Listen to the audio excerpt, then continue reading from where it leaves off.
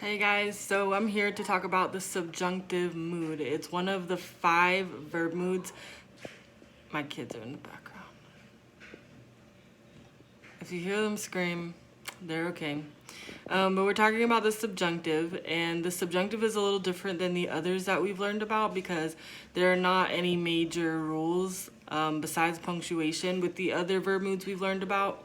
So subjunctive adds a little bit more to it, which makes it a little bit more difficult. My kids are arguing in the background, so I'm probably picking it up in this video. Who knows?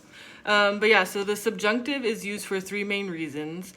The subjunctive is used for to express a wish. I wish you were here. It's used for to express a wish or a hope or something that is not currently true, but you wish that it could be true or that it were true. So if you are ever in a situation where you're making a wish, you need the subjunctive. I have not been looking at the camera this whole time. Another reason why you would use the subjunctive is if you are trying to suggest or request that somebody do something. I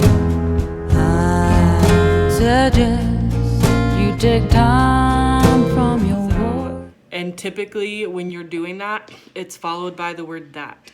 So I suggest that, I request that, it's important that.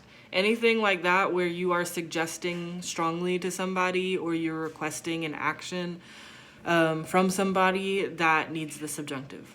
So far we have a wish and we have a suggestion, a strong suggestion or a request. And finally, the last reason you would use a subjunctive is for a hypothetical situation.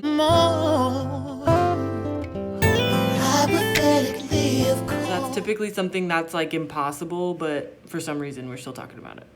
So for example, I am obviously not a unicorn, but if I were a unicorn. Okay, campers, if you had a spirit animal, what would it be? I'd be a unicorn because nobody believes in me. That's not something that's really possible, but if I'm for whatever reason still talking about the possibilities of it, that needs subjunctive. So recap.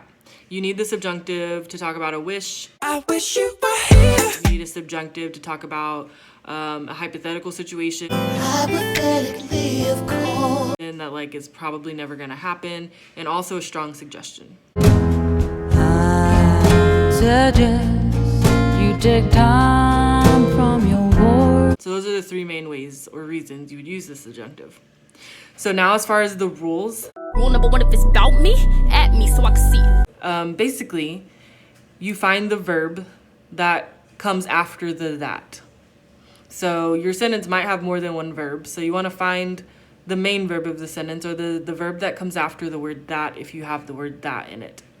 If you don't have the word that, then look for the part of the sentence that is either impossible, the part of the sentence that is impossible, or the part of the sentence that you are hoping for, or whatever it might be. The rule is that you are going to take that verb and figure out what the infinitive form of it is. So for example, if the verb is runs, what's the infinitive? To run. If the verb is sit, what's the infinitive? To sit. So you're going to figure out what the infinitive of that verb is, and then you're going to take off the to. So if the infinitive of runs is to run, you take off the to, and all you have left is run. Now sometimes there is going to be no difference. The verb is going to be exactly how it was before you tried to change it. But sometimes there's a difference. I'm going to give you Miss Hagen's trick. Typically, if it's a regular verb, there shouldn't be an S on the end of the verb. So instead of saying runs, should say run. So it is necessary that he run to the store.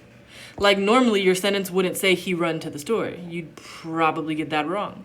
Normally you would say he runs to the store, right?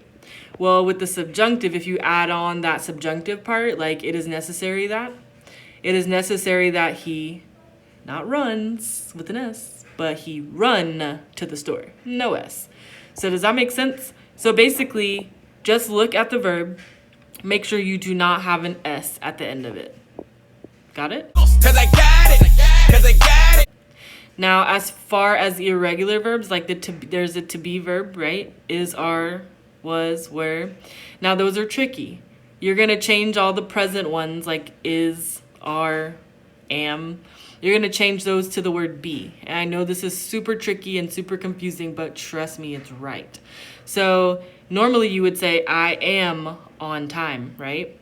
Well, in this case, if you add the subjunctive, it is important that I, not am, it is important that I be on time. Funky, right? I know. Funky town, won't you take me to funky town? But it's right.